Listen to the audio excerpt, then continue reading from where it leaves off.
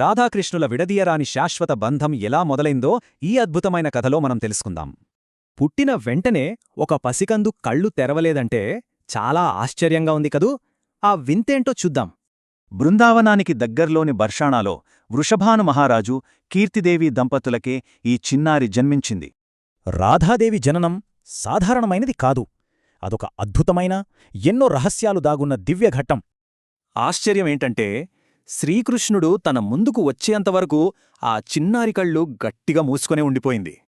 అవును, ఆ చిన్ని కృష్ణుడిని చూసిన ఆ మధుర క్షణంలోనే తొలిసారి ఆమె కళ్ళు తెరుచుకున్నాయి.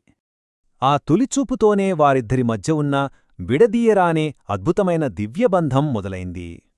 అసలు రాధ అంటేనే స్వచ్ఛమైన ప్రేమకు, ఎప్పటికీ చెరగని అచంచలమైన భక్తికి అసలైన ప్రతీక.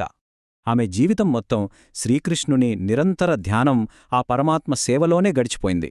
ఎలాంటి స్వార్థం లేని ఆ స్వచ్ఛమైన అంకితభావమే ఆమె పుట్టుకకు అసలైన పరమార్థం. అందుకే ఈ అద్భుతమైన బంధం వల్లే భక్తులంతా రాధాకృష్ణులను ఎప్పటికీ కలిసే పూజిస్తారు. ఇంతకీ నిజమైన భక్తిని దైవం నుండి ఎప్పుడైనా వేరుచేయడం సాధ్యమేనా?